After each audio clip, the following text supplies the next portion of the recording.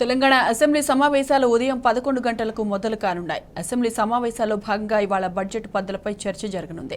మరింత సమాచారం మా ప్రతినిధి ప్రదీప్ లైవ్ లో అందిస్తారు. ప్రదీప్, చెప్పండి.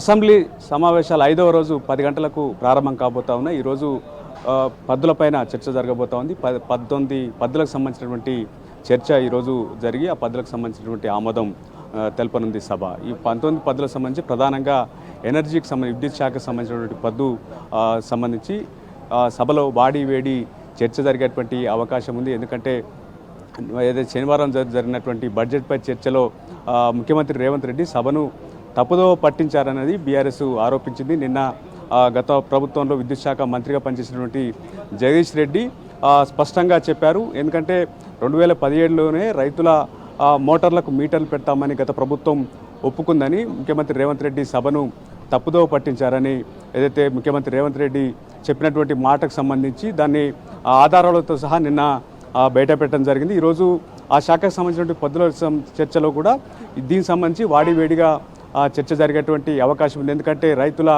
మోటార్లకు మీటర్లు పెట్టేందుకు ఆనాడు ప్రభుత్వం ఒప్పుకోలేదు. కానీ ప్రజలను రైతులను తప్పుదోవ పట్టించే విధంగా ప్రభుత్వం వ్యవహరించిందనేది చెప్పేటువంటి అవకాశం ఉంది. దాదాపు 19 పద్ధతులకు సంబంధించి రాత్రి వరకు చర్చ జరిగేటువంటి అవకాశం ఉంది. ఎందుకంటే అన్ని పద్ధతులకు సంబంధించినటువంటి చర్చలో ముఖ్యంగా ఎడ్యుకేషన్, అదేవిధంగా ఇతర హెల్త్ డిపార్ట్మెంట్ సంబంధించి కూడా ప్రభుత్వం ఏ రకంగా ఉంది, గత ప్రభుత్వంలో విద్యకు సంబంధించి కావచ్చు, హెల్త్కి సంబంధించి కావచ్చు ఏ రకమైన ప్రయారిటీ ఇచ్చారు, ఈ ప్రభుత్వం ఏం చేస్తుందనే దానికి సంబంధించి బీఆర్ఎస్ గట్టిగా పట్టుబట్టేటువంటి అవకాశం ఉంది. బడ్జెట్లో ఏదైతే ఎన్నికల్లో ఇచ్చినటువంటి 6 గ్యారంటీలు కావచ్చు లేదా 13 హామీలకు సంబంధించి ప్రభుత్వం నిధుల కేటాయింపులో ఆ రకంగా ముందుకు పోలేదనేది బడ్జెట్ ప్రసంగంలో బీఆర్ఎస్ గట్టిగానే ప్రభుత్వాన్ని నిలదీసినటువంటి నేపథ్యంలో ఈరోజు జరిగేటువంటి పద్ధతుల చర్చల్లో కూడా ప్రభుత్వాన్ని నిలదీసేటువంటి అవకాశం ఉంది. ఎందుకంటే 10 ఏళ్ల కాలంలో గత ప్రభుత్వం ఏ రకమైనటువంటి అభివృద్ధి చేసింది, ఏ రకంగా ప్రజలకు అభివృద్ధి అదేవిధంగా సంక్షేమ ఫలాలను అందించింది,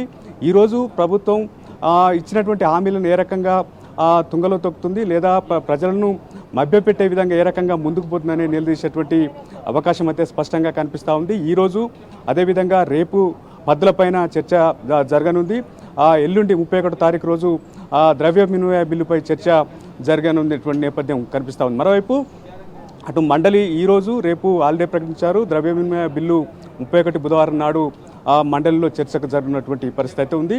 ఇటు ప్రభుత్వానికి సంబంధించి 19 పద్ధతులకు సంబంధించినటువంటి చర్చలో బీఆర్ఎస్ అయితే ప్రభుత్వాన్ని నిలదీసేటువంటి అవకాశం అయితే స్పష్టంగా కనిపిస్తూ ఉంది. Right Pradeep, thanks for the updates.